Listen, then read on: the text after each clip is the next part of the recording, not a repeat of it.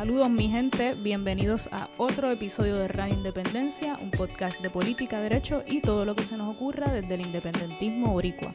En el programa de hoy, Andrés y yo conversamos con el profesor Francisco Moscoso sobre la historia de la Revolución puertorriqueña de 1868, conocida popularmente como el Grito de Lares. Suscríbete a Radio Independencia en tu podcatcher favorito y síguenos en nuestras redes sociales para mantenerte al día sobre lo que pasa en Puerto Rico. Que lo disfruten.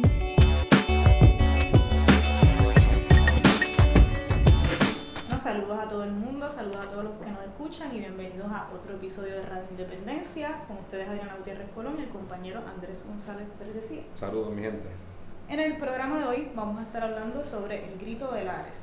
¿Por qué? Pues el próximo 23 de septiembre de 2018 se conmemoran 150 años del Grito de Lares, que probablemente sea el evento más importante para el independentismo puertorriqueño. Y para hablar sobre el Grito de Lares tenemos hoy como invitado al doctor Francisco Moscoso, quien es catedrático de Historia en la Facultad de Humanidades del recinto de Río Piedras de la UPR.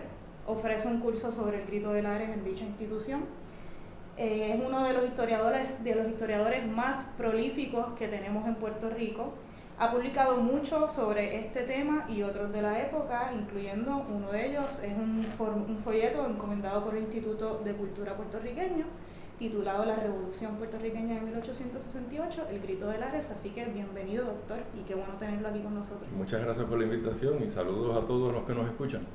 Gracias. Pues yo estoy súper emocionado por este episodio, ¿verdad? La importancia, la magnitud del evento y del Grito de Lares este año. Como siempre nos gustaría comenzar con un poco de contexto antes de entrar a, ¿verdad? Finalmente pues, al evento y cómo sucedió todo, porque es importante para entender por qué sucedieron las cosas. Y entonces, básicamente, ¿qué estaba pasando políticamente en Puerto Rico a grandes rasgos, ¿verdad? Digamos a mediados del siglo XIX, cosas que conducen a este evento? Bueno, si ustedes me permiten, yo incluso, aunque sea en breves palabras, como historiador me gusta ver las cosas en perspectiva larga. ¿Seguro? Y todos los eventos de la historia tienen antecedentes, obviamente, no surgen de la nada. Por más insignificantes que sean, y sobre todo los de mucho impacto, pues más todavía hay que buscarle su fondo histórico. Y a la altura del siglo XIX ya hemos transitado prácticamente 4 siglos de conquista, colonización y de formación de una sociedad originalmente de conquista, ¿verdad? Que se sobreimpuso a los taínos, a una sociedad criolla colonial. Y ese es nuestro punto de partida de la génesis, digamos, de la formación de lo que eventualmente será la nacionalidad puertorriqueña. Por algo fue que en ese siglo XVI se acuñó el término criollo, en la primera mitad del siglo, ¿no? Para ir ya diferenciando los descendientes tanto de españoles como de africanos o de indígenas y la mezcla entre ellos, pues, y los que fueron incorporándose en el proceso como nuevos inmigrantes, pues fueron formando el corazón, ¿verdad? Y el cuerpo, el esqueleto, para usar esa metáfora, de la nacionalidad que se iba formando. Claro, que no empieza entonces el siglo XIX, hay que entender lo que viene antes. Viene desde mucho antes. Tanto que en el 1705 encontramos un documento en donde se refiere por primera vez que sepamos la distinción entre los españoles y puertorriqueños. Los mismos españoles utilizan para referirse a los puertorriqueños ese término. Así que ya vamos evolucionando de criollo a puertorriqueño. Y a lo largo del siglo XVIII, pues eso va madurando más todavía. El siglo XVIII también es importante ponerlo en perspectiva, porque es un siglo donde en toda América, incluyendo la del norte, yo siempre digo que esto va desde Boston, pasando por México hasta Buenos Aires y por las Antillas, naturalmente, se están dando procesos de diferenciación ya más acentuada en las poblaciones, sus descendientes, respecto a lo que son sus amos imperiales, ya sea España respecto a Hispanoamérica, Portugal respecto a Brasil y Gran Bretaña respecto a Angloamérica del Norte, ¿no? Entonces, no es extraño que encontremos a lo largo del siglo manifestaciones de peticiones, protestas, piquetes, rebeliones, revoluciones. El siglo entero está atravesado por eso. Y algunas de ellas pues son ya las que conducen a la independencia, como la norteamericana, de las 13 colonias, y al final del siglo se inicia la Revolución Haitiana, ¿no? Con el contexto de la Revolución Francesa de su trasfondo, desembocando en la independencia de lo que se convierte en Estados Unidos y luego la República de Haití en 1804. Son las primeras dos del hemisferio, ¿no? Las primeras dos, exactamente.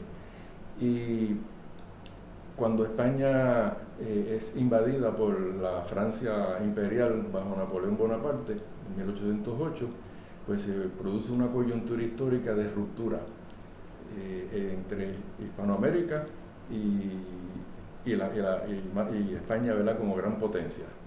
Y de hecho, pues el propio rey de España es secuestrado, y negocian incluso una rendición de la dinastía, Fernando VII. Entonces ahí se plantea un primer escenario que volverá a repetirse más tarde con el Grito de Lares, de qué camino seguir, reforma o revolución. Y nosotros tenemos los dos caminos más o menos entrelazados. En ese contexto, nosotros aprendemos en la escuela mucho de Ramón Powell, ¿verdad? El primer diputado. Las cortes de Cádiz allá. Exacto. Lo que sucede es que también hay una historiografía. Yo le llamo liberal reformista. Defínanos eso, profesor, si puede, para los que no somos historiadores. ¿A qué se refiere con historiografía? Que uno más o menos se lo imagina. Pero... Okay, ese término extraño quiere decir el estudio de los historiadores y de las historiadoras. Eso es lo que hace, estudiar las aportaciones, las investigaciones de los historiadores e historiadoras, y a veces son de otros campos, ¿no?, de las ciencias sociales, pueden ser hasta de literatura, que hayan aportado al estudio de la historia. Y se estudia sus obras, ya sean ensayos, hasta artículos, a veces que son bien importantes, las fuentes que han usado, los debates o perspectivas que han sustentado, ¿no?, o provocado. Eso es lo que sucede en un curso de historiografía. Y en el ámbito universitario hay historiografía general, para conocerlo bien ampliamente, e historiografía de Puerto Rico en particular. Pues decía que en ese contexto de comienzos del siglo XIX, la historiografía liberal reformista, que es la que ha apoyado la perspectiva ligada al autonomismo y que ha sido la predominante oficialmente en las escuelas y en universidades hasta cierto punto, y en los textos de historia, ¿verdad?, que son los que se difunden más a nivel general. Han propuesto a un Ramón Powell como el paladín y el primer propulsor del autonomismo en Puerto Rico. Pero cuando uno estudia el contexto histórico de aquel 1809, 1812, ciertamente está envuelto en una gestión de conseguir las reformas que pueda, pero no está divorciado de otro proceso, incluso de amigos de él y paisanos, en San Germán, en San Juan, en Aguada, hasta en Arecibo, que estaban organizando lo que los españoles llamaron la conspiración de San Germán. Le llamaron así porque esa era la base, la sede del movimiento revolucionario. Y eso estaba sucediendo en toda Hispanoamérica. En 1809 estalló el primer movimiento de resistencia de los criollos contra las autoridades españolas en Quito, Ecuador. Bueno, y en 1809, cuando es electo diputado por los 5 cabildos existentes en Puerto Rico, cabildo quiere decir los gobiernos municipales, eran San Juan, San Germán, Arecibo, Aguada y Cuamo, por ser los de más antigüedad. Todos los demás pueblos de Puerto Rico caían en las jurisdicciones de esos 5. Pues las famosas instrucciones que le dan a Ramón Powell incluyen las de San Germán, cuyo primer artículo es una proclamación condicionada de independencia. Le profesan lealtad a su majestad Fernando VII, lo mismo hacen en las demás colonias de Hispanoamérica, pero que si cae la dinastía, pues quedamos libres, independientes y seguimos nuestro camino. No, eso ya está planteado ahí. Así que ya se ve que desde ese momento ha cristalizado, ¿verdad?, en un sector esa posibilidad de independencia. ¿Y cuál usted diría que fueron los factores que más contribuyeron a esa decisión de separarse de España en Puerto Rico y en el resto de Latinoamérica? Es un conjunto de factores. Como siempre, la historia es compleja, ¿verdad? Eso debe ser el punto de partida. Pero sí, quizás hay algún denominador común en varios países, incluyendo a nosotros. Pues es, en primer lugar, el territorio sobre el cual se ha ido constituyendo esa nacionalidad a través de varios siglos ya, con, ¿verdad?, una larga duración. Generaciones que ya han tenido descendencia con intereses sociales, económicos propios. Algunas veces ocupando los puestos de gobierno municipal, presentando peticiones frecuentemente a las autoridades imperiales de reformas económicas, de más libertad de comercio, por ejemplo. Que eran ignoradas, supongo, la mayor parte de las veces. Sí, porque lo que predominaba era el exclusivismo, ¿verdad?, el monopolio comercial. Entonces España, en la larga transición de feudalismo a capitalismo, España se había quedado atrasada respecto a Inglaterra, Flandes, que era Bélgica, Holanda y otras zonas de Europa. Y no tenía una base mercantil suficiente para abastecer las colonias. Y a la misma vez le ponía restricciones y forzaba un monopolio exclusivamente hasta 1700 con Sevilla y después Sevilla y Cádiz en esa combinación. Así que el comercio legal era limitado, restringido. Entonces, ¿cuál fue la alternativa de los criollos frente al comercio legal? El contrabando y la economía paralela, ¿no?, que se empezó a practicar desde el mismo siglo XVI. En el siglo XVIII ya estaba bien acentuado, y cuando aparecieron los rivales de España en el Caribe, Holanda, Inglaterra y Francia, y se apoderaron de territorios o de otras islas, empezaron a comerciar con los criollos puertorriqueños, ¿no? Y los que estaban más alejados de San Juan, pues cuando pasaban esos barcos por ahí, intercambiaban los productos locales, ¿no?, agropecuarios, caña de azúcar, cueros de ganado, productos agrícolas comerciales, etcétera, por productos mercantiles manufacturados que traían los rivales.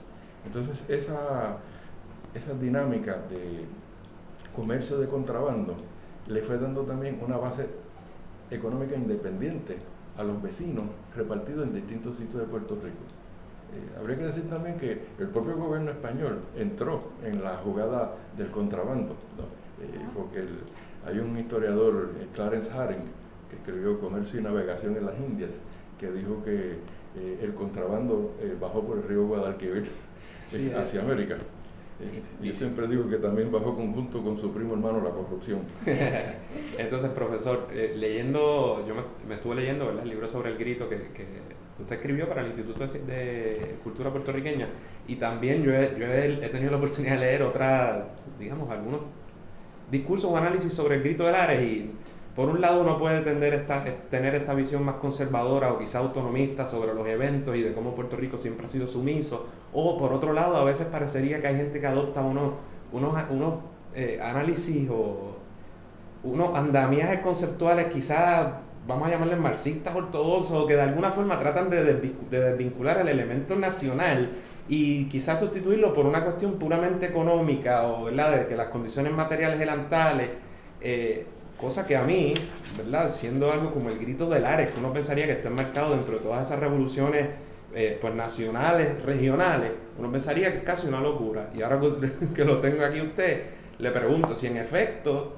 ¿verdad?, es un asunto en gran medida que parecería un asunto, ¿verdad?, en parte identitario, además de las condiciones económicas, o si esto es una cosa puramente de que la economía estaba mala y para afuera. En realidad, todas las sociedades tienen un conjunto de relaciones económicas básicas, relaciones estructuras sociales, pero también está articulado las políticas, las jurídicas, las ideológicas, las culturales, las artísticas, todo un conjunto, ¿no? Entonces, cuando tú me preguntabas, ¿verdad?, los factores, pues en realidad son todos.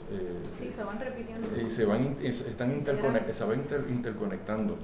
Y a la misma vez que hay, digamos, pues esas diferencias de intereses económicos, pero es que ya también hay unas nacionales, es que ya hay una diferenciación de una etnia, una nación nueva que se está formando, el español que se habla en Puerto Rico no es el castellano de Madrid, ¿no? Está nutrido de vocablos indígenas y de vocablos africanos, y eso está pasando en otras colonias de toda América, ¿no? Yo hasta diría que en las 13 colonias británicas tenían su propio vocablo que ya no eran los british, ¿no? Claro. Y eso es un conjunto de factores pues, que se van dando y le van dando forma y cuerpo a lo que va siendo una nacionalidad nueva, ¿no? Bueno, pues ya que hablamos un poco del contexto, a menos que usted, profesor, crea que hace falta mencionar algo más, vamos a entrar a la organización del Grito de Lares, al evento, a la revolución. ¿Quiénes estuvieron a cargo o de dónde surge o nace la idea? ¿Quién es el grupo que comienza a organizar esta revolución? Okay. Mencionamos la conspiración de San Germán de 1809 al 12, ¿no? Esa conspiración, de hecho, pues fracasó porque fueron descubiertos y las autoridades españolas lo ¿De en qué año fue? Disculpe. Empieza en el 9, pero a la misma vez que están apoyando a Ramón Powell como diputado y haciendo peticiones, están a la misma vez organizando para en el momento oportuno hacer un levantamiento armado, que de hecho iba a ser para el 26 de diciembre de 1811. Lo que pasa es que llegó el 23, 3 días antes, una flota militar española a Aguadilla. Coño. Entonces las noticias que llegaron a San Germán eran entre 400 y 4000. Sí, ¿qué tal si, no te tires. Si lo componemos? Sí. Entonces no estaban seguros de la cifra y en lo que fueron averiguando, en realidad eran 400 y que no iban para Puerto Rico, que iban a repartir 200 para luchar en si hubieran tenido WhatsApp o algo, un WhatsApp, pero y 200 que iban para México a combatir los insurgentes allá, pero ellos no sabían eso. Entonces eso le dio tiempo a las autoridades de reprimir, arrestar al liderato. Yo mismo estaba haciendo una investigación bastante extensa de varios años sobre eso, porque existe un gran expediente sobre la rebelión de San Germán. Tiene 850 páginas de manuscritos. Y yo voy por 550 páginas ya de un borrador. Va bien. Porque le quiero dar un contexto bien amplio, ¿no? De lo que estaba pasando en Cuba, en lo que es hoy República Dominicana, el contexto de España, o sea, más amplio, ¿no? La revolución haitiana y su repercusión aquí. Así es que lo subrayo porque a contestar quiénes van a ser los dirigentes revolucionarios de la década de 1860, pues en parte son el sector hacendado, profesional, los que tenían algunas posibilidades de ir a universidades, que eran pocos, contados con los dedos, los que estaban en mejor posición, ¿no? De conocer los principios políticos del liberalismo político de Europa, que no eran pues las masas de esclavos, los jornaleros. Ellos tenían sus aspiraciones también, estaban oprimidos, pero la dirección la va a proveer las élites. Entonces hay una élite puertorriqueña que va a ser la dirigente a lo largo del siglo XIX, igual que en todas partes, ¿no? Y en algunos lugares pues hay algunos elementos populares que se envuelven también. Llevándolo a la década ya del 1860, tenemos una estructura social en Puerto Rico dominada por una clase comercial, tanto de españoles como de diversos elementos extranjeros. Y entre los españoles, pues más propiamente catalanes y mallorquines, que van a estar presentes en el mismo pueblo de Lares la noche de la toma del pueblo, ¿no? Y esos comerciantes representan el antagonismo mayor. Y esos comerciantes también son prestamistas, son los que manejan las finanzas. No habían bancos en Puerto Rico, así que hay mucho endeudamiento. También, desde entonces. El endeudamiento nos acompaña también desde el siglo XVI, de hecho. Que la colonia.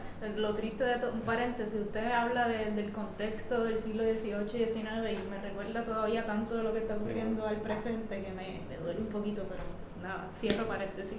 Sí, se parecen porque es que seguimos bajo las estructuras de dominación colonial, claro, ¿no? Y cambian, ¿verdad? los matices, los mecanismos. Sí, pero más o menos la base de dominación sigue siendo igual.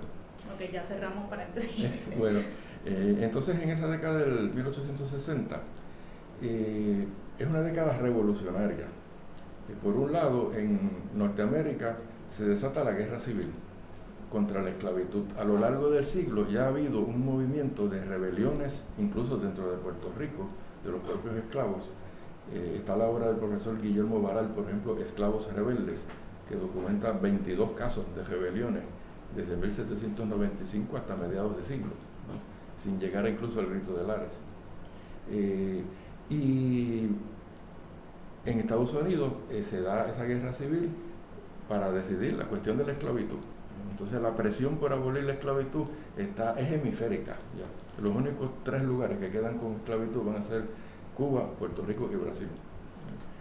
Entonces, a la misma vez, en la República Dominicana, que se había establecido como tal en 1844 finalmente, tiene una política conservadora por un lado y de liberales por otro. Y en la década del 60 hay un dictador conservador, Pedro Santana, que se ve acorralado en su propio país y piensa que la única manera de mantenerse en el poder frente a las fuerzas liberales es reanexando a la República a España. Entonces se da el fenómeno estrambótico de ceder una vez más la República a España. Eso lo negocia con el general Francisco Serrano, que había sido gobernador en Cuba. Después lo voy a mencionar otra vez por un episodio del 68. Y vienen fuerzas españolas, oficiales, a reanexar el país. Y Santana pasa de presidente a alcalde de Santo Domingo, ¿no? Pero se arma una guerra de resistencia. Eso iba a decir, ¿cuál fue la reacción de Las fuerzas liberales, comandadas entre otros por el famoso general Gregorio Loperón, encabezan una lucha armada fuerte que va a durar hasta 1865 por la restauración de la independencia, y lo van a conquistar. Bueno, en ese contexto, Betances, el doctor Ramón Emeterio Betances, que es descendiente por parte de padre de dominicano de comienzo del siglo, casado con una caborrojeña, ya establecido en Puerto Rico, formado como médico, ya con su bagaje revolucionario desde la Revolución de 1848 en Francia, y ya partidario de la independencia, inmediatamente él y otros paisanos de Puerto Rico apoyan y dan solidaridad a la lucha por la liberación dominicana, y se establecen ya unas interconexiones, ¿no?, de solidaridad antillana, y uno puede decir que ya la idea de la Confederación Antillana está ya gestándose en ese escenario. A Betances eso le va a costar, por una proclama que se circuló a favor de la liberación dominicana, un destierro, de 3 destierros que va a tener, ¿no? El gobernador de turno lo llamó a capítulo y le dijo que si continuaban con esa propaganda, pues lo iba a colgar de un poste allí en el Morro. ¿Y cómo veía el resto de los puertorriqueños, más allá de los leales o del gobierno? ¿Se conocía puramente la figura de Betances? O sea, claro, los tiempos son tan distintos, pero la figura de Betances era conocida entre las clases más poderosas del país. Sí, para la década de 1860, sí. Porque él, igual que el licenciado Segundo Ruiz Belvis, que se habían conocido en el contexto del 48, cuando eran estudiantes universitarios, ellos regresaron al país en 1855 y 56 y se establecieron los dos en Mayagüez, uno médico y el otro abogado. Y en ese contexto surgió en Puerto Rico la gran epidemia del cólera, que mató sobre 25,000 personas en este país. Entonces, Betances convirtió su casa junto con otro médico, el doctor José Francisco Basora, que también va a estar presente en lo del Grito de Lares. Se dividieron la ciudad con otros médicos. Ustedes cogen el norte de la ciudad, yo el sur, para atender a los pobres, y convirtió la casa en una clínica, ¿no? Desde entonces se ganó ya la fama del médico de los pobres. Y Segundo Ruiz Belvis ocupó un puesto que se llama de síndico, que era el custodio de los bienes públicos y de cómo se gastaba el dinero. Y cuando él detectó malos manejos de usos, lo frenó, lo denunció, y lo que se ganó fue la enemistad del gobierno. Claro. Que lo que querían era robar, ¿no? Y un síndico a venir a decir algo al gobierno, ¿cómo fue, cacho? Y repartir. Afuera. Bueno, pues entonces ellos dos ya tenían, sí, una fama de ser gente dada al pueblo, ¿no? Y de ser gente decente, que tenían otras posturas. ¿Y el plan en sí, en qué consistía? El plan para llevar a cabo esta revolución, ¿cómo se formó? Porque también usted habla y menciona en el libro de unas juntas revolucionarias a través de diferentes municipios. Vamos a eso. Ajá. Pero hay un dato precedente que también es importante. Diga. Nosotros hablamos mucho ahora de tratar de conseguir consensos. Ajá. En Puerto Rico. Bueno, pues hubo una oportunidad, quizás fue la última antes del Grito de Lares, de ese consenso, cuando después de décadas de peticiones de cambio, de reforma, de libertad de comercio, de universidad, desde el comienzo de 1809 una de las peticiones era fundar la universidad. Y nunca la permitieron los españoles. Bueno, fíjate, en el 1823, en lo que se llama el trienio liberal, porque hubo una revolución liberal en España, volvieron a permitir diputados a Cortes.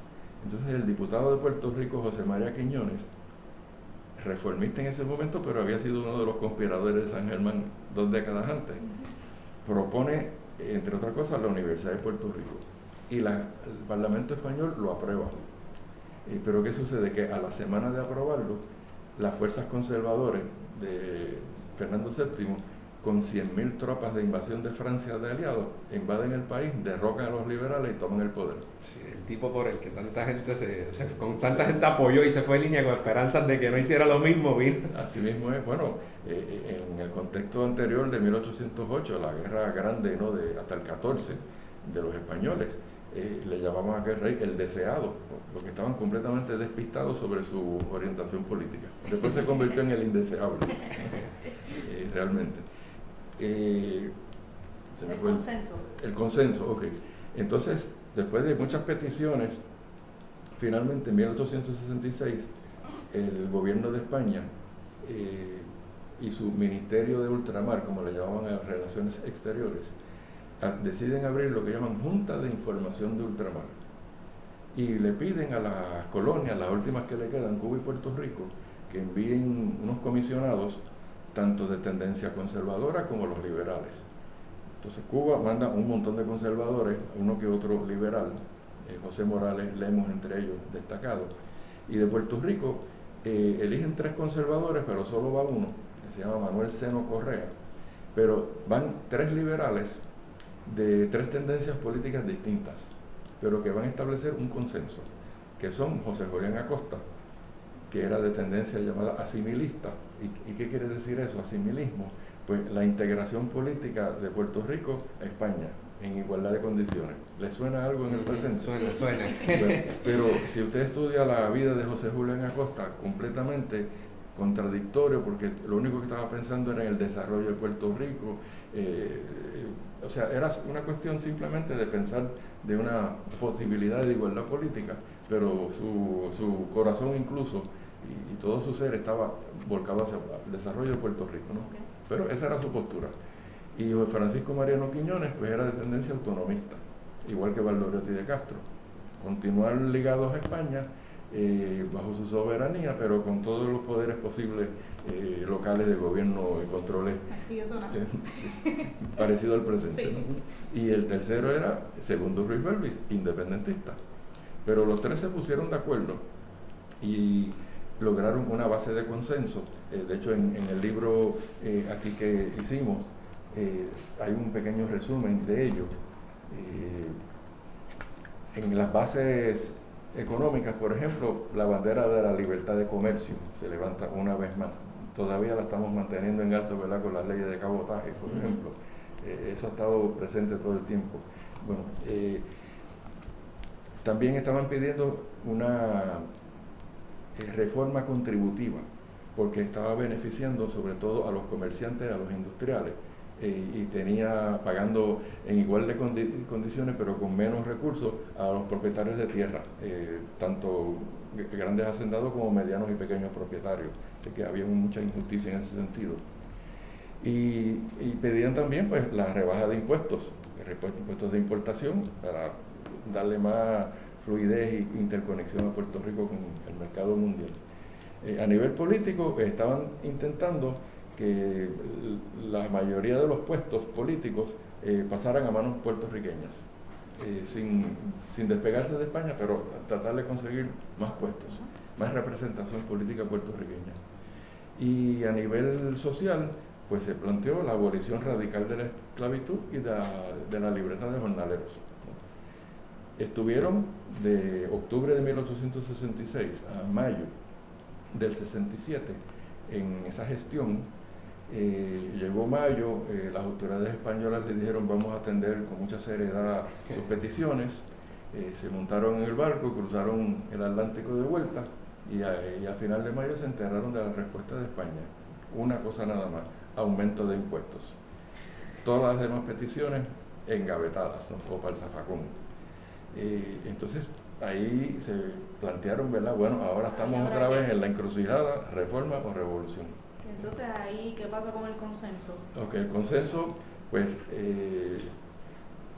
va a coincidir con un motín de artilleros en San Juan, en que es de españoles básicamente, en que los apresan, ejecutan a un cabo, Cabo Montero, líder de ellos, y el motín había ocurrido porque no les habían pagado los soldados que habían ido a la guerra antes en Santo Domingo, y además habían también en España una lucha política con diversos partidos políticos por derrocar la monarquía tradicional de los Borbones. Entonces algunos de esos soldados eran partidarios de esos cambios y los detectaron y los reprimieron, pero le echaron la culpa al liderato liberal puertorriqueño y respectivo de sus tendencias. Cuando decimos liberalismo son los que profesan los principios liberales, ¿no? De todas las libertades individuales que profesamos ahora. No son solo los reformistas, los revolucionarios también, la libertad de imprenta, libertad de expresión. Liberales versus la monarquía, ¿sabes? Sí. Digamos, casi el antiguo régimen como precapitalista. Exactamente. Lo que está plasmado en los 10 mandamientos de los hombres libres de Betances, eso es una expresión del liberalismo y la filosofía política así del siglo XIX. Le echaron la culpa entonces a más de una docena de representantes del liberalismo puertorriqueño y les exigieron que se presentaran ante las autoridades de España en un plazo de 2 meses para que dispusieran de ellos. En ese contexto también se había dado una reunión de la que sabemos poco por vía del hijo de José Julián Acosta, Ángel Acosta Quintero. Tiene un libro que se llama José Julián Acosta y su tiempo. Y él narra lo que le contó su papá, que hubo una reunión en una hacienda que se llama El Cacao, en Carolina. En Carolina hay una región hacia el interior que se llama El Cacao todavía, ¿no? Y allí se reunieron representantes de las tendencias y, en resumidas cuentas, cogió la voz cantante del reformismo, José Julián Acosta, y la de una postura revolucionaria, el doctor Betances. Entonces, ¿qué decía Acosta? Que el problema es que habían unas fuerzas conservadoras, malévolas en España, pero que eso no era siempre, que lo que había que hacer era esperar a que hubiera un cambio con gente con más sensibilidad por nuestras peticiones, y que eso ocurriría y mejor no... Paciencia, vamos a ver paciencia. Deja que ganen los demócratas, eso más o menos. Más o menos, no tanto. No alteremos aquí el orden, no vamos a mantenernos así pacíficos. Entonces Betances riposta, pero es que esperando llevamos desde 1809, ¿no? El momento ya es uno de irnos por otro camino. En fin, no se pusieron de acuerdo y se deslindaron los campos ahí. Pero que sepamos, siempre mantuvieron entre casi todos ellos lazos de amistad y de respeto.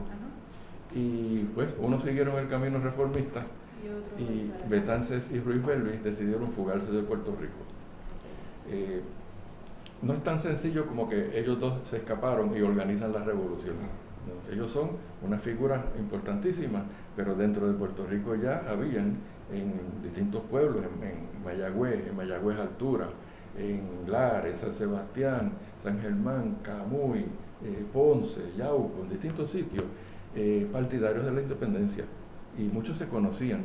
Entonces, cuando ellos logran escaparse, incluso con la ayuda, entre otros, del cura párroco de Mayagüez, ellos ya tienen una noción de una estructura, que fue tu pregunta, de qué es lo que van a ir haciendo desde el verano de 1867. Estamos en julio hacia agosto.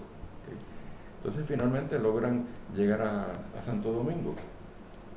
¿Y por qué Santo Domingo?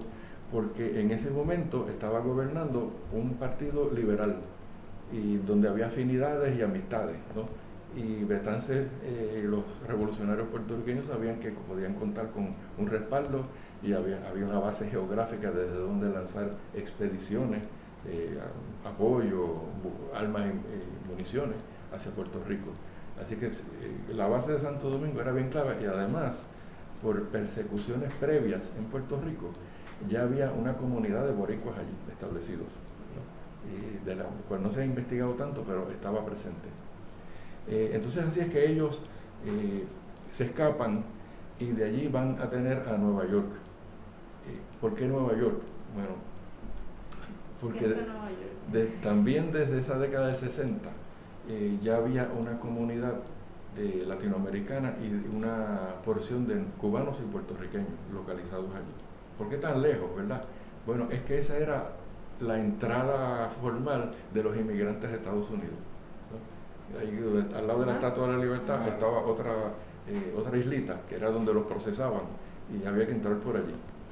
Entonces estaban establecidos en Nueva York. Además, allí también están fábricas de armas, de municiones, recursos, pero estaba lejos, pero era la realidad para organizar, ¿verdad?, un movimiento revolucionario. Y su otra base, digamos, de operaciones sería la isla de San Tomás.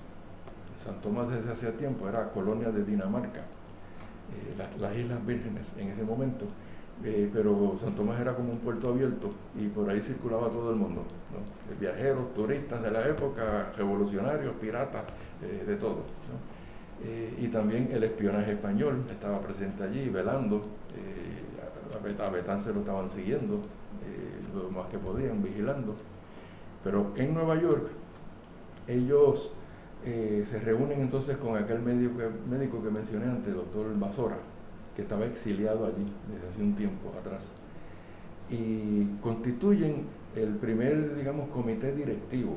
Ellos le llaman comité revolucionario, y lo primero que hacen es responder a una acusación del gobernador de Puerto Rico entonces, en el 67, que era José María Marchesi, que dijo que estos son unos conspiradores, porque la palabra conspirador y conspiración tiene siempre unas connotaciones negativas, ¿verdad? Yo digo que los diccionarios están equivocados en ese sentido, ¿verdad? Porque hay conspiraciones por la libertad y por la justicia. Hay que como que hacer una modificación en la definición. Cierto, de acuerdo. Y ellos responden con un tremendo manifiesto que se debería circular y todo el mundo conocer. Su texto está en una obra, irónicamente, que se llama Historia de la Insurrección de Lares, de José Pérez Moris. Es del año 1872. José Pérez Moris era director del periódico Boletín Mercantil, representante de los intereses conservadores de los españoles, ¿no? Y él escribió este libro para llamarle la atención a las autoridades de que en Puerto Rico había más independentismo de lo que ellos se imaginaban. Incluso estudió parte del trasfondo desde el comienzo del siglo, ¿no? Entonces incluyó un apéndice documental en donde está incluido este manifiesto a los habitantes de Puerto Rico, donde ellos responden, ¿verdad?, y rebaten e incluso ironizan lo de la conspiración, y es como de 6 páginas, ¿no? Entonces tiene un lema que va a ser el lema de los revolucionarios: patria, justicia, libertad. Y yo pienso que ese lema de 1868 tiene vigencia todavía, sí, en el presente de Puerto Rico. Ver lo que significa cada uno de ellos, ¿no? Y entre otras cosas, denuncian al gobierno por acusarlos a ellos de ser los instigadores del motín de Artilleros, que ellos saben muy bien que ellos no tenían nada que ver con eso, y dice que somos unos conspiradores. Pues entonces ahí es donde ellos responden, hay 2 párrafos donde ellos dicen, ellos tienen razón, somos conspiradores y todo el pueblo de Puerto Rico es conspirador y deben de conspirar para, puedo leer un párrafito, deben de conspirar sin tregua y nosotros sin ellos, porque carecemos de toda gestión e intervención en la cosa pública, porque abrumados bajo el peso de contribuciones que no votamos, las vemos con escándalos repartidas en un número reducido de empleados peninsulares, ineptos y el llamado Tesoro Nacional. Debemos conspirar porque sin escuelas, sin colegios, sin más medios de instrucción que lo que pueden proporcionarlos en el extranjero, nuestros propios recursos, vemos a la juventud languidecer en medio de la común ignorancia. Debemos conspirar porque en cambio de estos males, ciertos y los vejámenes que diariamente se sufren, y de las trabas que por doquier nos crean, y de la inmoralidad que se va sembrando a su paso la esclavitud, el orden material no gana y crece en proporción de los esfuerzos, sino antes bien se estanca y arrastra torpemente. Bueno, qué adelantado, por todo lo que España tiene, ¿verdad?, atrasado y subdesarrollado y carente de libertades, pues ellos le responden, ¿verdad?, con cierta ironía, de que claro que sí, que debemos conspirar para lograr eso. Y ese manifiesto, en mis investigaciones, yo siempre me pregunté si esta, que es una larga, y otras proclamas más cortas, como la de los 10 mandamientos de hombres libres, si circulaban en Puerto Rico, ¿verdad? Porque hay que también ubicarse en aquel contexto. El adelanto tecnológico mayor empezó en 1868 justamente, que fue el telégrafo, bajo control del gobierno. Así que estamos sin radio, sin televisión, sin teléfonos celulares, sin internet, ¿no? Facebook. No hay posibilidades de Twitter Revolution, de avisarle a la gente, todo esto era a pie, a caballo, en coche, las comunicaciones se tardaban muchísimo, ¿no? Pero aún así lo lograron, y yo he comprobado que sí, interceptaban barcos o aparecían programas y estaban arrestando a alguien en Añasco o en un pueblo de la montaña, y las proclamas de alguna manera las estaban haciendo circular. Sí. Pues, profesor, nos gustaría entonces ahora pasar un poco al evento como tal y que nos explicara, ¿verdad?, cómo sucedió todo ese día. Primero, como de cuánta gente estamos hablando que tomó parte ese día, ¿no? ¿Verdad? Que ese día tomaron las armas, cogieron un machete y dijeron vamos allá. Ok. Pues, cuando salieron de Nueva York, Betances y Ruiz Belvis, ellos habían conocido de un respaldo que les podrían dar en Chile, porque había aparecido por allí un representante liberal chileno que se llama Benjamín Vicuña Maquena, que luego fue candidato a presidente de Chile por un partido liberal allá. Y había unos conflictos políticos entre España, Chile y Perú de aquella época, y por poco se van a la guerra. Y ellos le dijeron a los cubanos y puertorriqueños, vayan a Sudamérica y empiecen por Chile, que por allí les vamos a dar respaldo por su lucha por la independencia. Y eso fue lo que motivó comisionar a Segundo Ruiz Belvis a trasladarse a Chile. Betances, cuando llegaron a San Tomás, uno cogió barco para el Sudamérica y Betances regresó a Santo Domingo. Lamentablemente, a los 4 o 5 días de llegar a Valparaíso, Ruiz Belvis tenía un padecimiento renal que no se estaba cuidando, y Betances incluso se lo había advertido, tómate tus medicinas, y una noche perdió el conocimiento y cayó de la cama y se achocó la cabeza. Algunos pensaron que había sido que lo habían asesinado, que le habían dado un golpe, pero los partes médicos investigaron y parece que eso fue lo que sucedió. Si hubiera sido Betances y el corillo, decía que lo mataron los españoles para que la gente se activara. Sí. Pero en fin, eso también frustró la gira de solidaridad, porque ahí se acabó ahí mismo. Y Betances honró mucho la memoria de Ruiz Belvis, y de hecho dijo, él es el presidente de nosotros, realmente era el líder comprometido, el más dispuesto, ¿no? Y aquí en Puerto Rico, también tiene que ver por su muerte, supongo yo, tan abrupta, sí, pero quizás hablamos más y reconocemos un poco más la figura de Betances, que lo amerita, ¿verdad? Y lo merece, y creo que deberíamos conocerlo todavía mejor y aún más, pero la de Segundo Ruiz Belvis es una figura que quizás no se de la que no se habla tanto. Tienes razón, es más Betances que tiene más proyección, pero hay una biografía de Mario Cancel de Segundo Ruiz Belvis, bien documentada, que se la recomiendo.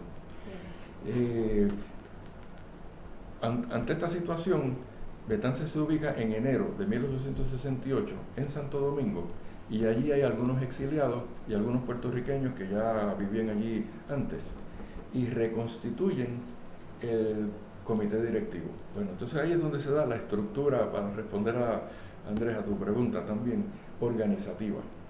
Y va a tener, ellos le llaman Constitución de la República de Puerto Rico, provisoria, y es básicamente una organización militar, pero dicen que el objetivo es la independencia bajo principios de una república democrática. Ellos tienen en mente, ¿verdad?, su referente es la Francia revolucionaria más liberal de esos principios, de 1848 en adelante especialmente, y de algunos principios que vienen de la Revolución Francesa, ¿no?, del siglo XVIII. Y la estructura consiste en lo que llamaríamos un comité central hoy, ¿verdad?, de una dirección, algunos de cuyos miembros, incluyendo a Betances, están en el exterior y no pueden volver a Puerto Rico porque los arrestan inmediatamente. Otros, como Carlos Elías Lacroix, de apellido francés, era hijo de un comerciante inmigrante, pero él era ponceño, establecido en Ponce, y tenía una casa comercial en Ponce. Él también estaba en el enero, en el 68 en Santo Domingo, y es uno de los que constituye ese comité. Otro es Mariano Ruiz Quiñones, hermano de Segundo Ruiz Belvis, que está exiliado allí, y otros más. Y se encuentran también en San Tomás a José Celis Aguilera, que era un hacendado azucarero, de tendencias liberal reformistas, pero que estaba apoyando la causa e incluso dio dinero para comprar armas y municiones, ¿no?, en ese contexto. Y se había quedado en San Tomás poniendo de excusa que no habían barcos para no irse para España. Sí. Entonces aparece en Santo Domingo también apoyando, ¿no? Y debajo de eso, ¿cuál va a ser dentro de Puerto Rico la estructura? Bueno, pues dos.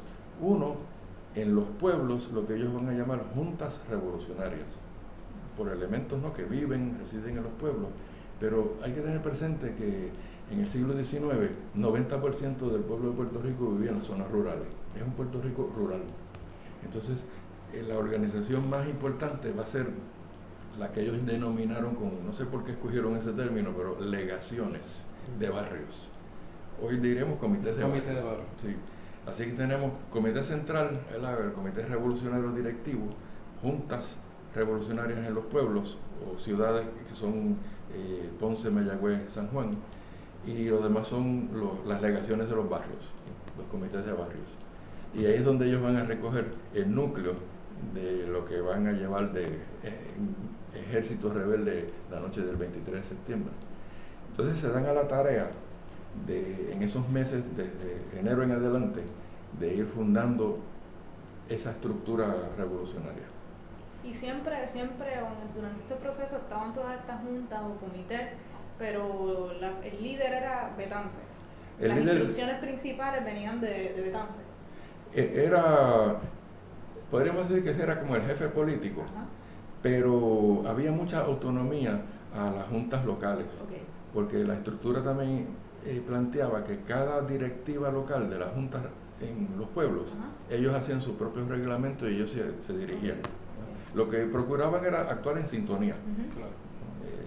Pero Betances tenía el impedimento de que estaba afuera, ¿no? Y su objetivo era comprar un barco, llenarlo de expedicionarios patriotas, puertorriqueños, dominicanos, todos los que se montaran, y armas y municiones, y coincidir con la llegada de él con esa expedición, con un levantamiento simultáneo en Puerto Rico, ¿verdad? Una cosa de afuera y de adentro, reforzándose. Eso era lo ideal. Pero hay en estos procesos revolucionarios muchísimos contratiempos, ¿no? Y empezaron a surgir, porque la lucha de los liberales y conservadores en Santo Domingo estaba fuerte y acaban volviendo conservadores al poder con un gobernante que se llama Buenaventura Báez, que de Buenaventura solo tiene el nombre. Sí, claro, el nombre. y era un dictador conservador, y persigue a los liberales y manda a arrestar a Betances. Betances sabía esto, que eso podía suceder, y se preparó, y ya habían reunido muchos fondos, incluso que sepamos un documento que habla de sobre 500 armas, rifles, fusiles, ¿no? Y municiones. Y Betances se refugió en el consulado americano en Santo Domingo. Y cuando salió de Nueva York, salió con una carta de intención de hacerse ciudadano de Estados Unidos. Bueno, eso lo han cogido los elementos estadistas para decir que Betances era españolista. Bueno, y Betances tenía muy claro, ¿verdad?, que eso era un instrumento político de salvoconducto, por si lo tenía que usar, y llegó el momento. Y el cónsul americano pues lo protegió, porque lo querían arrestar y entregárselo a las autoridades españolas. Lo que eso provocó fue la salida de Betances junto con Mariano Ruiz Quiñones, forzada, y logró llegar a Curazao, era colonia holandesa. Y ya el escenario de apoyo de Santo Domingo se frustró para organizar el movimiento en Puerto Rico. Esa base de apoyo ya no la iban a tener. Había que como que empezar de cero. Le incautaron las armas. Eso iba a decir, o sea, ya no tenían ni armas. Había que volverlo a hacer. Mientras tanto, dentro de Puerto Rico estaban constituyendo las juntas y los comités de barrio. Habían recibido, de hecho, en febrero, comunicación de la organización de la Junta de Lares y una que se llama de Bucarabones. Es un barrio hoy en Las Marías, pero era antes distrito de Mayagüez. Y ahí es donde aparece la figura de Matías Bruckman como dirigente, toda la familia de los Beauchamp. De hecho, en el Claridad dedicado al Grito de Lares de esta jornada que viene, del 150 aniversario, ya les mandé una aportación que son los Beauchamp en el Grito de Lares. Sé que eso viene por ahí.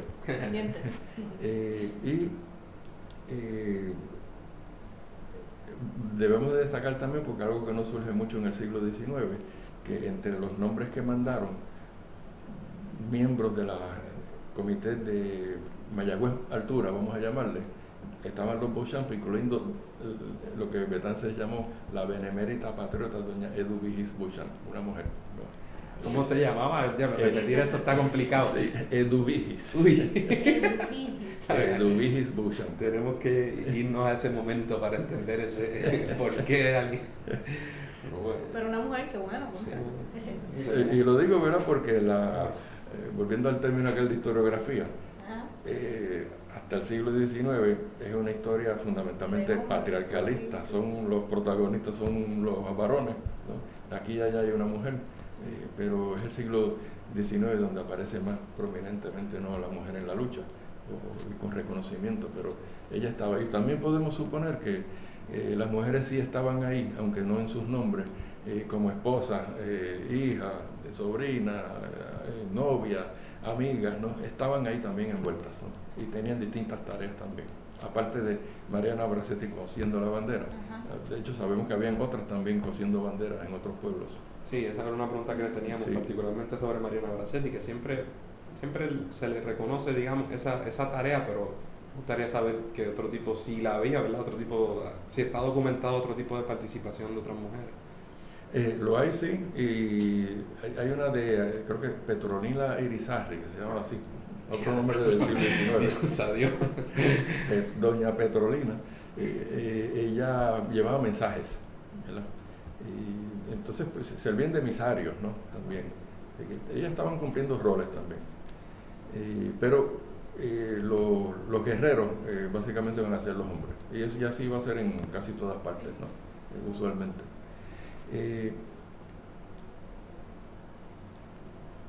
Del libro de momento. Sí, un poco le había preguntado cuántas personas acudieron al evento.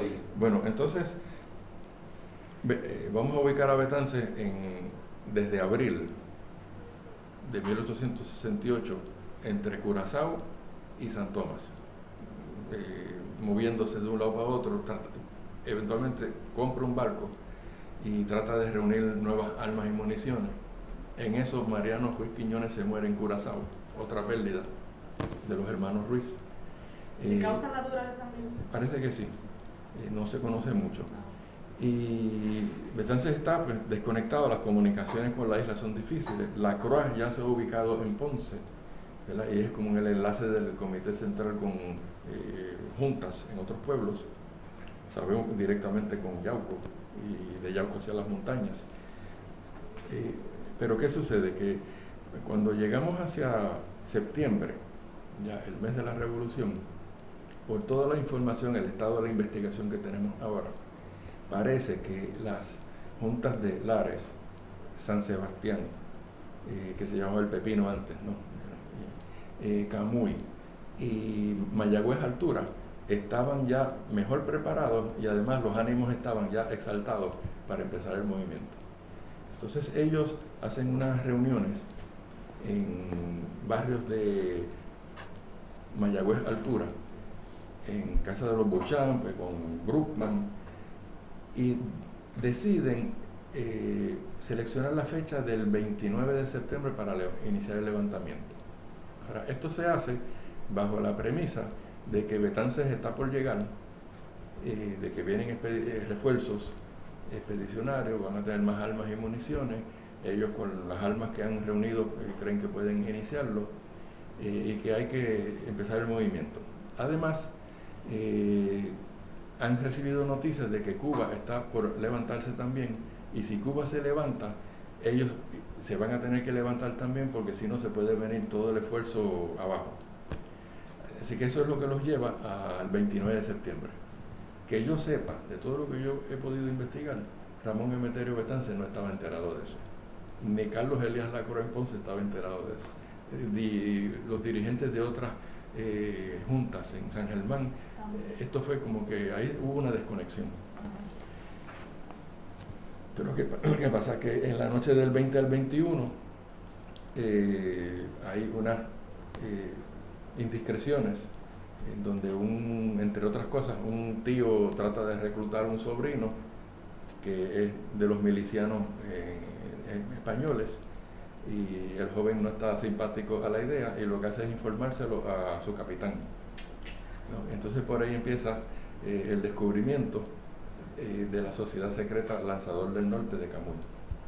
Camuy iba a ser el primer lugar del grito, iba a ser el grito de Camuy, ¿no? Para el 29 de septiembre. Y le informan al coronel Manuel Iturriaga en Arecibo, comandante militar español en Arecibo, de esta situación y de que han identificado a un señor llamado Manuel María González como el jefe del comité de Camuy, y que se reúnen en su casa y que ese es el centro conspirativo. Entonces inmediatamente se mueve Iturriaga, pero con un destacamento pequeño, allí a Camuy, a investigar eso. Llega a la casa del alcalde de Camuy, que se llama don Pablo Rivera, y le dice: aquí tengo esta información, lléveme a la hacienda de González. Lo que él no sabía es que el alcalde de Camuy era miembro de la conspiración. Pero se pueden imaginar la situación en que lo puso. Entregido. Pillado. Sí. Y además esto va a ocurrir en una madrugada del 20 a 21 y sorprenden a González. Lo otro que sabemos, esto no lo hemos podido corroborar bien, es que había un centinela que se quedó dormido. Así que son distintos infortunios que pueden suceder, ¿verdad? Y la cuestión es que sorprenden a González, lo levantan a las 6 de la mañana y hacen una búsqueda en la casa a ver si encuentran documentos, información, y el coronel español le pide al alcalde que haga la investigación, y el alcalde dijo: yo no he encontrado aquí absolutamente nada, y desconfió entonces el coronel, y él mismo entonces hizo una búsqueda y encuentra entre unos papeles, saca un folleto que dice reglamento para la revolución, con nombre, estructura organizativa. Un gobierno provisional. Eso les cayó, era un reglamento de organización local, ¿verdad? Pero entonces había documentos que hablaba de revolucionarios hasta en Mayagüez. Entonces se destapó, ¿verdad? Con eso les cayó en bandeja a las autoridades españolas. Y es por eso que deciden adelantarlo. Sí, entonces se corre la voz de que esto está sucediendo en Camuy. Uno no estaba allí, ¿verdad?, en aquel momento, pero parece que algunos trataron, pero por alguna razón no sabemos, de quizás interceptar a Iturriaga llevándose preso a González para Arecibo, pero eso no sucedió.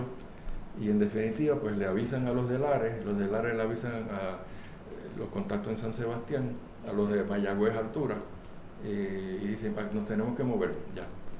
Entonces eso es lo que va a llevar a precipitar el levantamiento.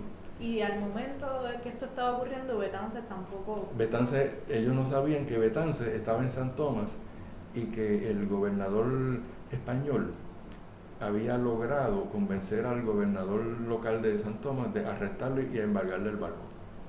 Así que estaba varado allí en San Tomás, incomunicado, ¿no?, lamentablemente, mientras esto estaba sucediendo. Pero en 48 horas, para ir a tu pregunta, Andrés, me duele, tengo dolor. por la misma documentación española revela que se juntó un núcleo de un ejército rebelde de hasta 1000 combatientes. Y eso es lo que sale, ¿no?, del corazón del rural y de los barrios de Puerto Rico, constituido por jornaleros, esclavos, artesanos, de distintas clases, ¿no?, dirigidos por los hacendados y profesionales. Y deciden moverse hacia la hacienda de Manuel Rojas. En todo esto hay que comentar también que las autoridades españolas destacaron a Matías Bruckmann como el norteamericano y Manuel Rojas el venezolano, y machacaron eso fuertemente. Sí, porque los boricuas, o sea, partiendo de la premisa que nosotros no tenemos la... Exacto, achacarle a que esto es una conspiración de extranjeros.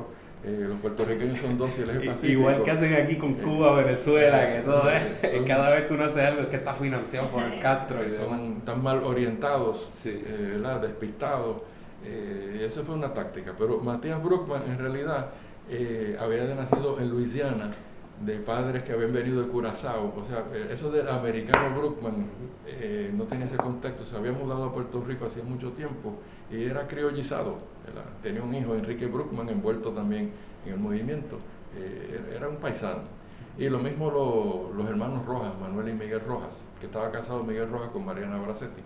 Pues sí tenían orígenes venezolanos, pero es como sucede con muchos inmigrantes, ¿no?, claro, que vienen y se criollizan, ¿no? Y eso es muy común, usted lo sabe muchísimo más que yo, porque, por ejemplo, ¿qué sería la revolución norteamericana sin, por ejemplo, franceses? Y ahí hablando del ejército francés, y pasan todas las revoluciones que hay gente de distintas nacionalidades y no pasa nada. Y españoles también. España también, incluso la España monárquica contra Inglaterra los apoyó a los revolucionarios americanos. Tienes razón. Ellos, la solidaridad y la lucha internacionalista está buena para ellos, ¿verdad?, pero en los demás contextos las condenan. Bueno, la cosa es que se junta ese núcleo y se congregan en la hacienda de Rojas, y esa noche Olga Jiménez de Wagenheim, otra historiadora, tiene un buen libro, El grito del Lares, sus hombres y sus causas, y donde narra cómo Rojas dio un discurso y una arenga, ¿verdad?, de proclamación de la República, y instó a los jornaleros a romper o quemar las libretas de jornaleros. Los esclavos, todos los esclavos que participaran inmediatamente les iban a dar la libertad, y todos los esclavos que eran viejitos, que estaban, ¿verdad?, maltrechos, inmediatamente en la libertad. No se plantearon la abolición inmediatamente porque querían, pienso yo, que querían que los esclavos participaran para que ellos mismos la conquistaran, y como un incentivo de envolverlos, ¿no? Y muchos lo hicieron, ¿no? Y con eso pues se lanzaron en la noche, ya que yo sepa, hacia las 11 de la noche, casi esa medianoche del 23 de septiembre, y tomaron por asalto al pueblo de Lares. ¿Cómo fue eso, profesor, en términos, ¿verdad?, de lo que ha leído, en términos de pues, la resistencia que hubo gubernamental, la reacción del pueblo, cuánto tiempo duró, digamos, Sí. Bueno, lograron dar el golpe de sorpresa en Lares, definitivamente, y cogieron a los comerciantes durmiendo y los arrestaron a todos. Arrestaron al alcalde, Antes había un alcalde simpático a la causa y parece que sospecharon y los españoles lo cambiaron. Así que el alcalde en la noche de Lares era uno favorable a los españoles. Pero todos fueron arrestados. Ahora ya estamos metidos en la madrugada del 24, ¿verdad? Y constituyen el gobierno provisional de la República con Manuel Ramírez Medina como presidente. Pequeña pregunta. Sí. La calle cercana aquí, el área que lleva por ahí frente al tribunal, cerca de la... Presidente Ramírez. Presidente Ramírez. ¿Es ese presidente Ramírez? Exactamente. Tenía esa duda y una vez dije, espera, este presidente Ramírez. Y cuando dije, espérate, cuando caí en cuenta, la digo, qué buena calle. Perdone, continúe, Sí, profesor. pero Claro. tienes razón, esa es la única calle en Puerto Rico honrándolo así. Qué palo. Bueno, y tú sabes que uno entra en esa urbanización, entonces te cruzas con la Hostos, con la calle Sí, Independencia. así es. Eso es la urbanización que está allí. Valdrich. Valdrich, por supuesto. Sí. Lo tenía. Ajá, pues decía que tomaron Lares del 23 al 24, arrestaron al alcalde. Constituyen el gobierno provisional, ¿verdad? Reparten unos puestos, eso tampoco se hizo de la noche a la mañana, ya tenían, ¿verdad? Planificado lo que le iban a hacer así. Y también deciden hacer una misa, ¿verdad? Yo en los análisis más críticos y analizando las causas de la derrota, hubiese dejado la misa para después. Sí, mano. Ponte una barrerita o algo. Pero tratando de entenderlo, como había tanto estigma contra el independentismo. Para cambiar el sentido quizás de la misma población. Está la cuestión de la legitimidad ante el pueblo, ante la gente, ¿verdad? De que estos no son malhechores, no son ladrones, ¿no? Y además muchos de ellos eran católicos también, otros eran masones, las dos cosas están envueltas, librepensadores, ¿no? Como Betances, pero muchos eran católicos. Y entonces yo creo que decidieron hacer la misa para darle solemnidad, ¿verdad?, al acto revolucionario, y de hecho una proclama que hacen que es breve, proclama al mundo, que se difunda para que todo el mundo sepa que esto es una lucha por la justicia y la libertad y que no es un acto, ¿no?, de bandolerismo como lo van a pintar. Pero en eso dedican tiempo a eso, ¿no? Y entonces salen en la mañana entre 300 y 350 de los rebeldes hacia el Pepino. ¿Y por qué por la mañana? Porque allí hay dos revolucionarios, Manuel Cebollero, Eusebio Ibarra, que pertenecen a las milicias locales y han hecho un trabajo interno allí para que cuando ellos lleguen le abran las puertas y el cuartel de las milicias y repartan todas las armas, ¿no? A mediodía, ese día, tenían planificado, yo lo he visto en un documento, de proclamar la abolición de la esclavitud en la plaza del pueblo de El Pepino, ¿no? Pero ¿qué pasa? Que en esas mismas 48 horas antes de movilización y toma de Lares, pues las autoridades de Aguadilla, de Moca y de San Sebastián se habían enterado de que iba a haber un movimiento, entonces movieron algún personal a San Sebastián, neutralizaron a los milicianos en el cuartel y tomaron posiciones en el pueblo. Entonces cuando llegaron a las 8 o 9 de la mañana, a plena luz del día, pensándolo de otra manera, deberían de haber llegado a las 3 de la mañana. Pero bajo esas premisas, pues lo que recibieron fue una ráfaga de balazos, ¿no? Y se armó un tiroteo. Y se dio entonces la batalla del Pepino, con un saldo de 6 o 7 muertos, algunos heridos. Entonces se formó la desorientación, ¿verdad?, de qué hacer ante esta situación. Pensaron que habían sido, algunos dijeron que hemos sido traicionados y vendidos, no entendían, ¿verdad?, qué había pasado internamente. Entonces vino un aviso que no investigaron bien, de que por ahí viene una tropa veterana ya acercándose a San Sebastián. Bueno, que yo sepa, no mandaron una patrulla a ver cuántos venían. Después en los documentos aparece que venían solo 25, que pudieron haberlos enfrentado, pero ellos no lo sabían. Entonces decidieron una táctica de repliegue total, que yo creo que esto fue lo que desde el punto de vista militar los debilitó y los fraccionó, porque repliegue total quiere decir los 1000 que tenemos, nos Sí, vamos a desbandar mira, 35 wow. aquí, 15 aquí, 10 aquí, 5 allá, en una desbandada, y pensando que se iban a enterar en otros pueblos y eso los iba a provocar a que se levantaran también, y que Betán se estaba por llegar, ¿no? Así que todos los factores se juntaron negativamente, ¿verdad?, para abrir el camino a la represión en los próximos meses hasta diciembre. Eso iba a decir, ¿cuándo se diría que entonces fue reprimida totalmente la revolución? Cuando llegó la amnistía en enero de 1869, todavía estaban arrestando. De hecho, el juez a cargo, que se llama Nicasio Navascués, en parte lo celebró porque le comunicó a las autoridades en Madrid: los expedientes están siendo tan voluminosos y cada vez nos identifican más gente y uno conoce al otro y las familias envueltas, que esto se está haciendo inmanejable. O sea que la dimensión que iba cobrando era cada vez mayor. Pero así que están desde el 25 o 26 de septiembre que empiezan a arrestar, de ahí en adelante hasta enero. Y claro, porque usted, como bien dice, y no sé si lo escuché en una entrevista o lo leí en sus escritos, hay que concebir la revolución como un periodo mucho más abarcador que el acto mismo de, digamos, de atacar, sino la planificación y luego, ¿verdad?, pues todas las medidas, las repercusiones, pero un poco para que no se me pase esto, ¿cuánto tiempo estuvo bajo control revolucionario Lares? O sea, ¿verdad? Un día y medio. Porque después que se enteraron del fracaso en el Pepino, pues entonces tomaron esa decisión de repliegue, ¿no? Y eso abrió el camino entonces a columnas militares que llegaran y los fueron capturando. Aquí y allá hubo unos enfrentamientos armados, ¿no?, con Matías Bruckmann y un dominicano que vivía por allá también, Guayubín Baurén, fueron muertos en un enfrentamiento. Otro que se llama Joaquín Parrilla, el famoso que dijo que Joaquín Parrilla no se rinde, y se entró a tiros y lo mataron, y otros casos más, ¿no?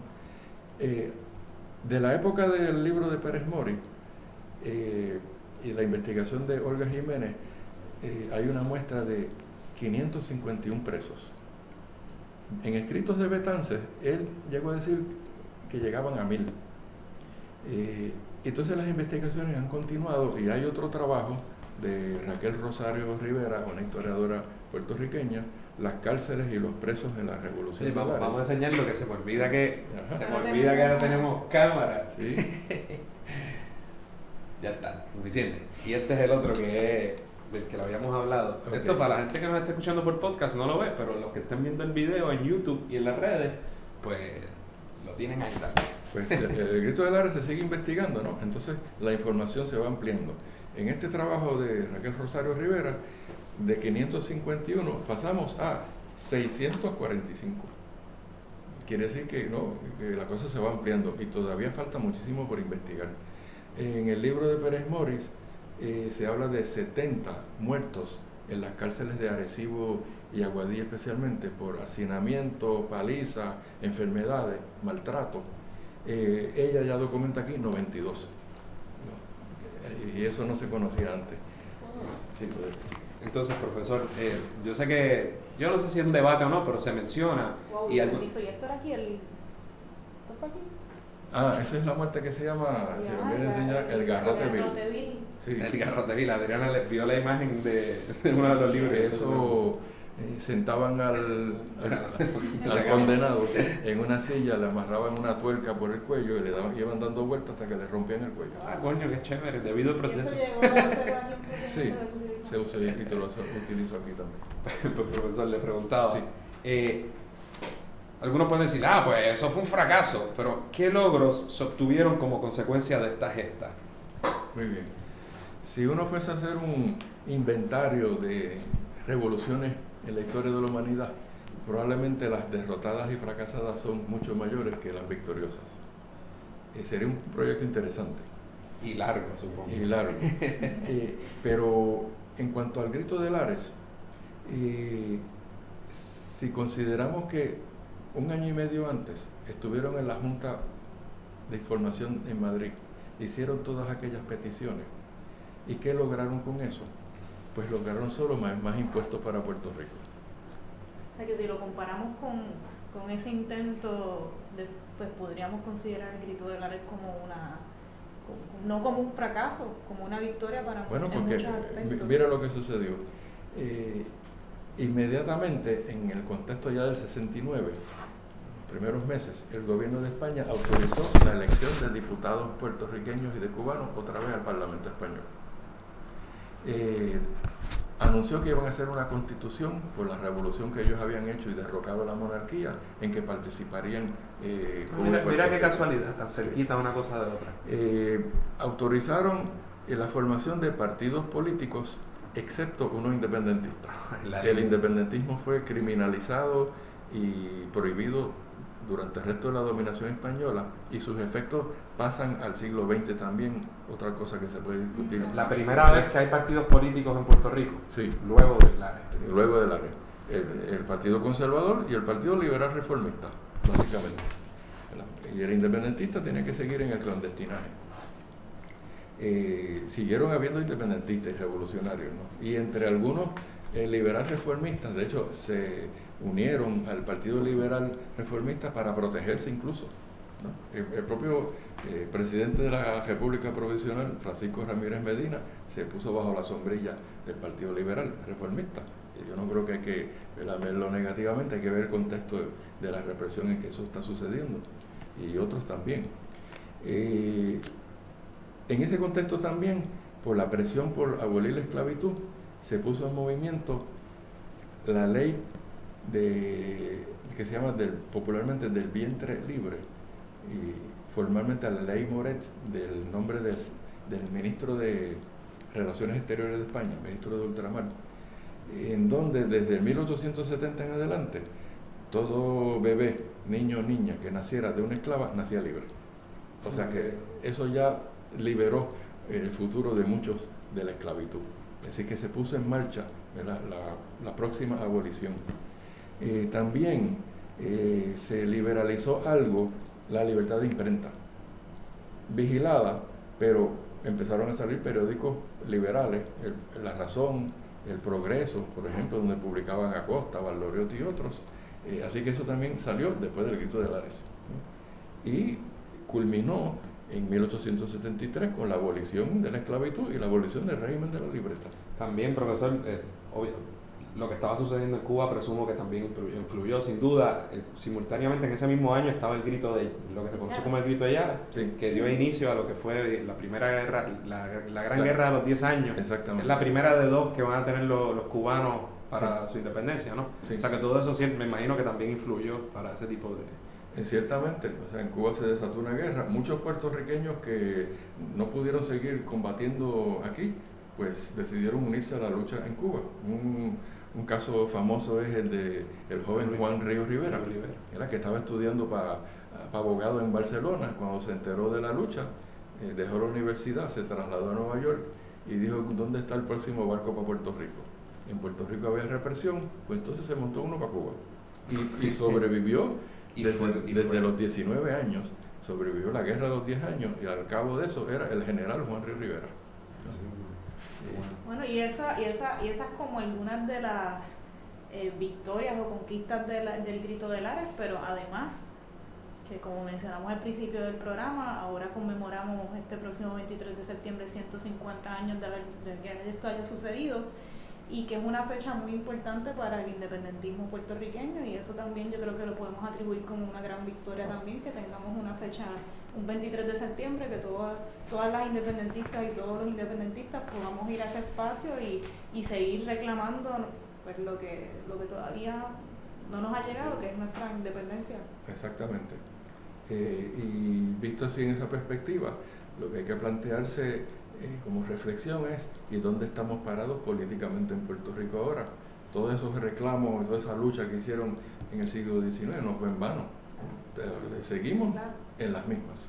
Así mismo es. Y es posteriormente, si no me equivoco, para la década del 30, cuando entonces Pedro Albizu Campos retoma y va más activamente, se celebra anualmente en Lares, ¿verdad? Donde acuden todos los independentistas.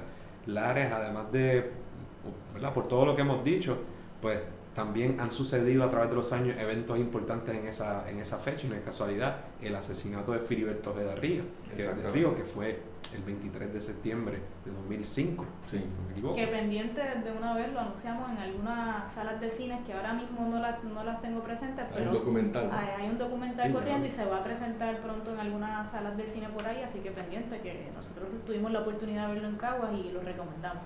Así que para nosotros es muy interesante el tema. A mí me llena de orgullo saber este tipo de cosas, y que hubo puertorriqueños que se atrevieron a hacer cosas que cuestan personalmente, política, profesionalmente, de todas las formas, y que dieron el paso y que permiten que todavía gente como nosotros pues pueda hablar de estos temas y aspirar a ciertas cosas que tienen una base histórica en Puerto Rico, y que no solo que se han sido viables en muchísimas partes del mundo, sino que tenemos una trayectoria de gente que ha luchado por esas causas.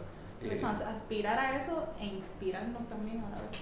Así mismo es. Y yo creo que así vamos terminando el programa, pero antes de irnos queríamos dar algunos anuncios, que es, pues por supuesto, invitar a todas y a todos este próximo 23 de septiembre a que vayan a Lares. Allí estaremos nosotros. Seguro. Y esperamos verlos por allá. También queríamos mencionar que se está llevando a cabo una restauración del mural de Betance en Río Piedra, que ha sido una iniciativa de Tito Román, el cineasta, y para aquellos que no saben quién es Tito Román, están atrás, y los invitamos a que conozcan quién es Tito Román en nuestro episodio número 17. Muy bien. ¿Qué otros anuncios? Pues bueno, también como parte de, ¿verdad?, nuestras gestiones, el representante de Animarket va a llevar a cabo un foro en el Capitolio dirigido a estudiantes de escuela superior y menores, donde un profesor también nos va a hablar, el profesor José Enrique Lavoy nos va a hablar un poco más del Grito de Lares, como hemos hecho hoy, y también se va a exhibir el documental El Antillano de Tito Román, ¿verdad? Y vamos a poder reflexionar más sobre lo que significó este evento. Además, recibí un email, mi esposa me hizo llegar un email reciente de que el Museo de Historia, Antropología y Arte de la Universidad de Puerto Rico, en el recinto de Río Piedra, ¿verdad?, uniéndose a la conmemoración de este evento, va a llevar a cabo distintas actividades del 17 al 23, que es la semana, ¿verdad?, que antecede al grito, donde creo que uno de los oradores principales o de los conferenciantes principales es nuestro invitado de hoy. El miércoles 19 va a haber una conferencia. Así mismo es, así que eso es abierto al público, es Sí, a todo el mundo, así que todo el mundo, ¿verdad?, dense la cita siempre en la Yupi. Sin más, queremos agradecer al doctor Francisco Moscoso por estar con nosotros. Ha sido una gran conversación, estuvimos rápido, este episodio venía porque venía, pero estuvimos analizando a quién invitamos, quién es un gran recurso, una gran fuente, y su nombre salía por todos lados. Leímos algunas cositas, ¿verdad?, en preparación para este episodio, y para mí es un gran honor que usted haya estado aquí con nosotros hoy. Igualmente, muchísimas gracias a ustedes por la invitación. Muchísimas gracias a usted, muy agradecida, es una enciclopedia. Y el 23 todo el mundo para Lares. Así mismo es. Y ¿cómo se aprendió todos esos nombres tan raros del siglo XIX? Como se los sabe el dedillo, pues de verdad que es un monstruo. Muchas gracias, profesor. Gracias a ustedes. Eso es todo por hoy, esperamos que les haya gustado el programa. Agradecemos nuevamente al profesor Francisco Moscoso por estar con nosotros. Recuerden suscribirse a Radio Independencia en su podcatcher favorito y síganos en nuestras redes sociales para mantenerse al día sobre lo que pasa en Puerto Rico. Hasta la próxima.